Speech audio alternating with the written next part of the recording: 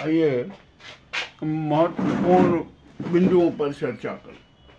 Sir, प्रथम तो यह सूचना है कि 17 फरवरी को सूर्य ग्रहण और 3 मार्च को चंद्र ग्रहण लग होंगे और 15 दिन में 2 ग्रहण होना अशुभ भी माना जाता है। यानी महाभारत काल में भी 2 ग्रहण हुए थे और महाविनाश हुआ था। अब इसी प्रकार फरवरी और मार्च में 2 ग्रहण आए हैं तो महासंवार तो होना ही है, निश्चय ही होगा। ठीक है, जो भी होगा ये तो सब अब सहन करना पड़ेगा। तो आइए अब हम हमारे भारत की बात करते हैं। आज हम भारत की बात करेंगे। पहले हमारे यहाँ पर संसद के क्या हाल हैं, सरकार के क्या हाल हैं, नेताओं के क्या हाल है, राजनीतिक दलों के क्या हालचाल है और जनता के क्या हालचाल है, इन पर गहन समीक्षा बहुत जरूरी है। जनता को कोई लेना देना नहीं, जनता को मूर्ख बनाया जा रहा है, इसमें कोई शंका नहीं। और यह हमारे यहाँ के जो राजनीति और धर्म के पंडे और गुंडे हैं ना, किस प्रकार के नाटक करना, ये भी किसी से छिपा नहीं है। अब यहाँ पर आ जाती है बात संसद की और ये जो नेता है ना राज संचालकों की। अभी राज संचालन का दायित्व इस नाजी गुजराती गैंग के हाथों में है और उसमें सर्वे सर्वा मोदी है। अब मोदी जी वास्तव में क्या है यह शायद अभी जनता को पता ही नहीं और जनता समझ भी नहीं पाई कि ये मोदी जी क्या है। मोदी जी का चरित्र है जुमलेबाजी, झूठ बोलना, इवेंट करना, लफाजी करना, फेक छाप करना, झूठे सपने दिखाना और शातिर षड्यंत्र रचना। यह मोदी जी का चरित्र रहा। हम अभी देख रहे हैं शुरू से 2014 से आज तक हमने देखा, इसके पूर्व भी हमने देखा कि मोदी जी का असली चरित्र क्या है। हम अभी यहाँ पर चरित्र पर बात नहीं करेंगे, क्या है क्या नहीं है, एप्स्टाइन फाइल में भी क्या नाम है, इसकी भी हम चर्चा नहीं करेंगे। हम तो यहाँ पर चर्चा करेंगे कि मोदी जी का राजनीतिक लक्ष्य क्या है। क्या वे भारत के प्रति समर्पित हैं या अमेरिका के प्रति समर्पित हैं? अहम मुद्दा ये बड़ा गंभीर बात है। मोदी जी किसी भी कीमत में अमेरिका के खिलाफ एक कदम नहीं उठा सकते क्योंकि वे अमेरिका से अनुबंधित हैं। यह बात किसी से छिपी नहीं है। मोदी जी अमेरिका में कितने रहे, उनको कहाँ कहाँ ट्रेनिंग दी, किस प्रकार के क्या हुआ, उनका कितना खर्च उठाया, ये भी जरा देख लीजिए। जो आज ये मोदी जी के समर्थक है ना, अंधभक्त जो कह रहे हैं मोदी ने वो कर दिया, ट्रम्प को झुका दिया, ये सब झूठ है। ये नगाड़े बजा रहे हैं, जो नारेबाजी कर रहे हैं, जो मोदी जी का स्वागत कर रहे हैं, ये सब अपने आप को धोखा दे। मोदी जी और अमेरिका का अनुबंध है कि मैं हमेशा अमेरिका के हितों की रक्षा करूंगा और वो कर रहे हैं। आपने देखा अमेरिका से ट्रेड डील होना थी, बहुत लंबे समय से चल रहा था। मोदी और ट्रम्प के बीच में जो जो नाटकबाजी हुई वो भी किसी से छिपी नहीं है। और यहाँ पर मोदी जी की देश में हालत बहुत खराब हो गई, इतनी खराब हो गई, इतनी खराब हो गई कि हद से ज्यादा। तो उन्होंने मोदी इवेंट बात तो है ही, उन्होंने कहा कि अब क्या किया जाए, क्या किया जाए। तो उन्होंने कहा कि अमेरिका से संधि का इवेंट कर लो, अमेरिका से जो ट्रेड डीलिंग की ना उसको फाइनल कर दो, उसका लाभ उठा लो। अचानक एकदम ट्रेड डील फाइनल हो गई और ट्रेड डील में कितनी कितनी शर्तें वो भी किसी को कुछ बताया नहीं जा रहा है। भारत सरकार ओपन ही नहीं कर रही कि क्या क्या शर्तें, क्या ट्रेड डील में क्या क्या होगा, फार्मर्स के लिए क्या होगा, किसानों के लिए क्या किया जाएगा,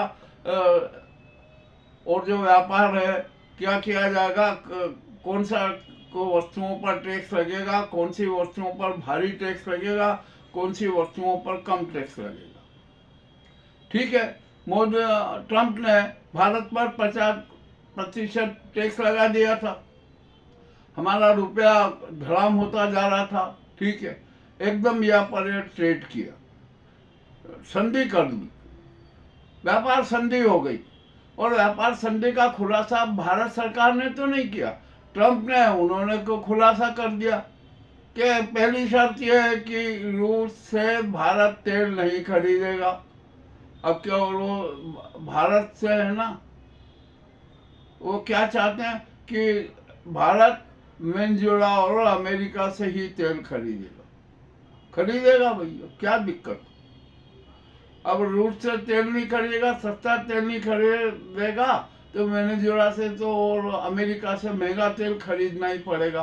तो भारत की आर्थिकता पर तो प्रभाव पड़ेगा ना। और वेनेजुएला से जो तेल आएगा उसको, उसके रिफाइनरी हमारे यहाँ पर है कि नहीं, उसके सारी सुविधा है कि नहीं, ये भी तो जांच का विषय है, जांचना पड़ेगी। और यदि वो सुविधाएं नहीं है तो हमें सुविधाओं पर भारी खर्च करना पड़ेगा। ठीक है, ये जो एक सच्चाई सामने आ गई। अब यहाँ पर हुआ क्या कि 500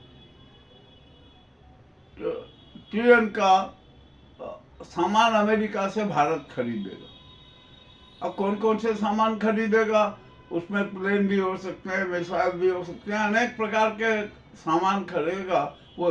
और भारत का बजट कितने का है, कुल बजट जरा ये देखिए,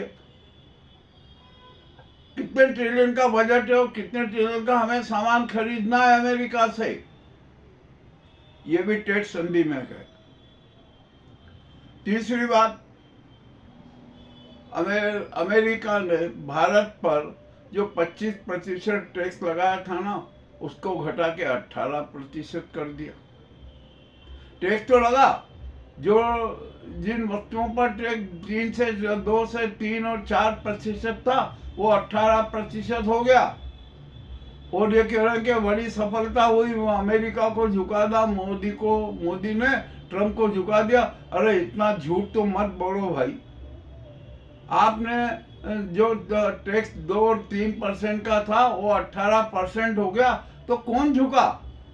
और हमने उसी शर्त पर ट्रेड व्यापार समझौता भी कर लिया, ट्रेड डील को स्वीकार भी कर ली, तो झुका कौन, हमारा भारत झुका और अमेरिका को लाभ हुआ। अब यहाँ पर किसानों की बात आती है, खेती उस पर, तो अब यहाँ पर अमेरिका ने बहुत बड़ी चाल खेल ली। उनने कहा कि जो हमारे कृषि उत्पाद है वो भारत में आएंगे, भारत में बिकेंगे, डेयरी भी भारत में होगी, उसका नाम जो अब तो दूध भी अमेरिका का यहाँ पर बिकने लगेगा भारत में। और उसके लिए भारत किसी भी प्रकार का 1% का भी टैक्स नहीं लगाएगा, ये भी पूरी सारी बात हो गई। हम देखते हैं ना, अमेरिकन जो भुट्टे आते हैं, वो एक भुट्टा 10-12 रुपए में बिकता है, हमने देखा है।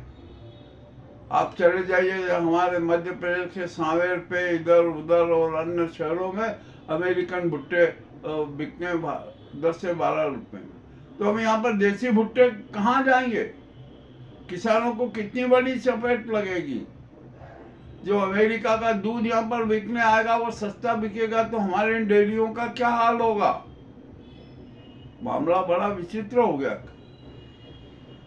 संसद में हंगामा हो रहा है ट्रेड डील को लेकर, और उसकी कोई स्पष्टीकरण नहीं दिया जा रहा है। अरे आपको ट्रेड आपने कैसे कर दिया, पहले संसद में स्वीकृति तो लेना थी ना। संसद को विश्वास में लेकर अमेरिका से ट्रेड डील करना था।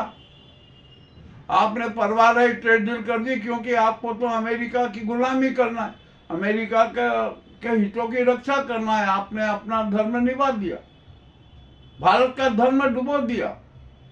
भारत की जो संसद है उसके सामने कुछ भी नहीं है, कोई प्रारूप नहीं रखा जा रहा है। आखिरकार ट्रेड डील जो किए ना, उसके दस्तावेज तैयार है, उसके प्रारूप संसद में रखना चाहिए था, वो रखे ही नहीं। और आपने स्वीकृति दे दी। अब संसद में जवाब देते भी नहीं बन रही है।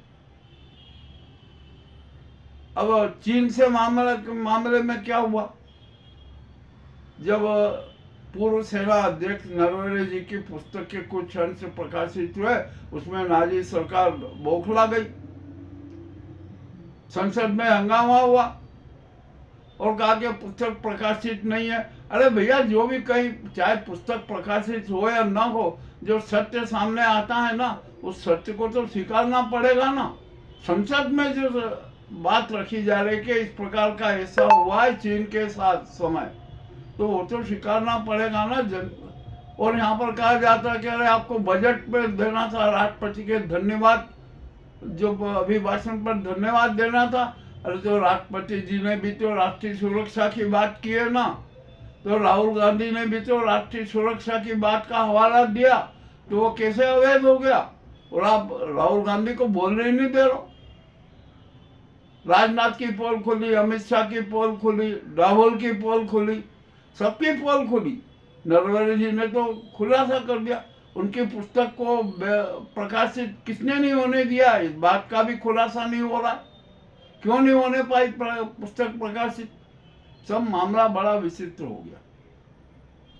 अब यहाँ पर यह सारी जो बातें देखी, आज संसद में विपक्षी सांसदों ने कुछ कागज स्पीकर के पद पर फेंक दी। और स्पीकर कौन है? वो आज बिल्डर नहीं थे, जो दूसरा मोदी जी का खास आदमी आज जो आसंदी पर बैठा था, उसने आओ देखाने था और 8 सांसदों को पूरे सत्र के लिए निलंबित कर दिया। आप अपने अपराध छुपा क्यों रहो? मामला तो बड़ा विचित्र हो गया।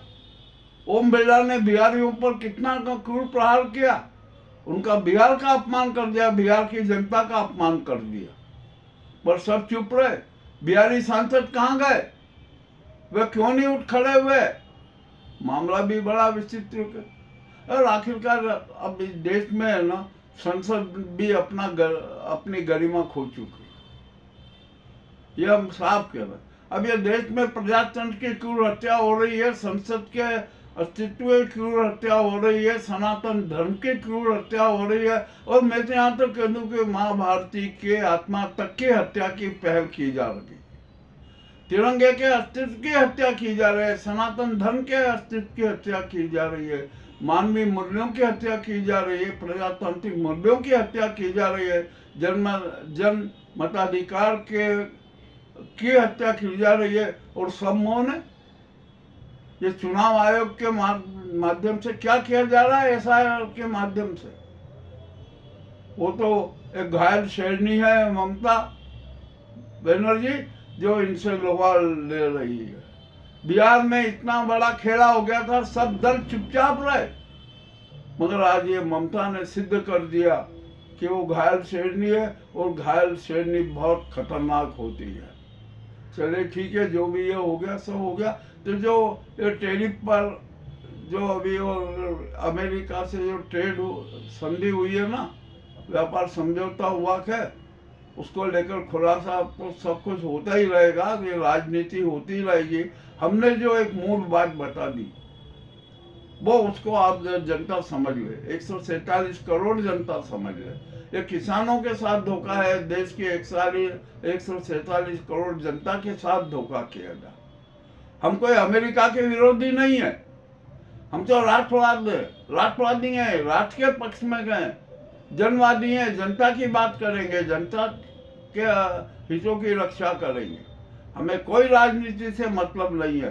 तो ये नाजी गुजराती गैंग है ना, महानिकट्टू गैंग है, यह स्वदेशी आतंकी गैंग है, जो देश को बेच रही है, देश की अस्मिता को बेच रही है, जनता की भावनाओं को बेच रही है। और हमारी राष्ट्रपति महोदया बिल्कुल धतरास बनी हुई है, मूक बधिर है। सबको सोचना पड़ेगा। अब तो 147 करोड़ जनता को भी सोचना पड़ेगा कि आखिरकार देश के साथ हो क्या रहा है। किसानों को सोचना पड़ेगा। अब उनकी फसलों पर है ना, अमेरिकन गेहूं भी आएगा, अमेरिकन भुट्टे तो आ ही रहे, अमेरिका के दाल दलहन सब आएंगी, उन पर कोई टैक्स नहीं लगेगा, 0 टैक्स पर आएगी, वो बेचेगी। और हमारे यहाँ के किसान है ना, उसका भावों का मुकाबला नहीं कर सकेंगे, उनको बहुत बड़ी क्षति होगी। ये भी अब किसी से छिपा रही है। अब देखते हैं, अभी यहाँ झूठ आएगा, अरे कोई ऐसा टैक्स नहीं हुआ, किसानों को डरने की जरूरत नहीं, हम किसानों के रक्षक हैं। वाह! ये पीयूष गोयल आज वहाँ प्रेस कॉन्फ्रेंस कर रहे थे, और प्रेस कॉन्फ्रेंस में जो सवाल उठे थे वो सवाल का जवाब ही नहीं दे पाने, उठ के चल दिए। अब एक आखिरकार हो क्या रहा है इस देश में? क्या जनता को कितना मूर्ख बनाया जा रहा है, और कब तक मूर्ख बनाते रहोगे?